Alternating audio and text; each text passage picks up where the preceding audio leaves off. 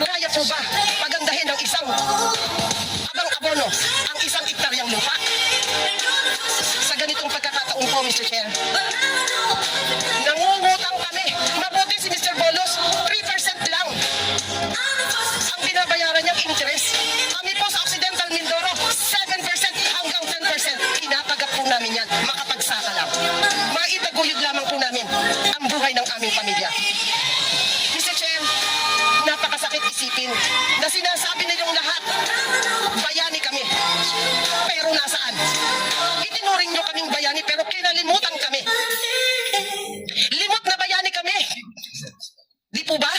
Limot na bayani na po kami, Mr. Chair. Kaya po, nasaan ang hustisya? Bibilhin ang aming palay, 8 piso, 10 piso. Kumain ka sa Jollibee, kumain ka sa McDo. Magkano ang isang kakapiranggot na kanin? 25? Kaysa sa inyo 1 kilo. Gaano karaming 25 pesos yun?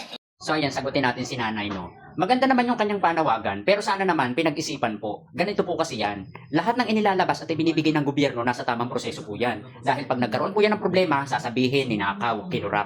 So ngayon, kung binibili ng gobyerno yung inyong produkto sa mababang presyo, anong gusto nyo? Bibili ng 20, tapos ipagbebenta rin ng 20. At saka ang tulong po ng gobyerno na ibinibigay ay tulong lang. Suporta. Ano pong gusto ninyo? Hindi na po kayo mamumuhunan? Lahat ay ibibigay sa inyo ng gobyerno? Actually, sa nakaraang administrasyon, hindi nga kayo pinariority. Hindi kayo binigyan ng importansya. Kaninong administrasyon ba ang nagbayad sa utang ng mga magsasaka? Kaninong administrasyon ba na bayaran ng utang ng mga magsasaka? Kaninong administrasyon ba na nakakakuha kayo ng libreng fertilizer at pananim? Kaninong administrasyon ba na nakakakuha kayo ng tulong kung paano nyo ibenta ang inyong mga produkto?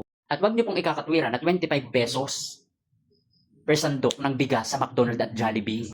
Marami po silang staff na binabayaran. Abuso po kasi yung inyo eh. Suporta lang ang kayang ibigay ng gobyerno. Ang gusto nyo yata, iasa nyo ng lahat. Di wag na lang kayong magtanim, manghingi na lang kayo sa gobyerno kung ganun.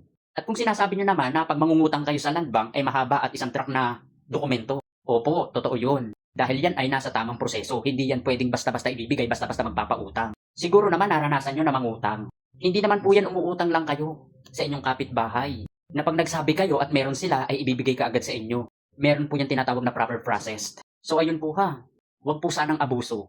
Dahil sa administrasyon ngayon, lang kayo nabigyan ng puwang. At ngayon lang kayo nakakatikim ng tulong o suporta galing sa gobyerno. Sana naman wag niyong iasang lahat. Mamuhunan din po kayo. So yung keep safe and God bless.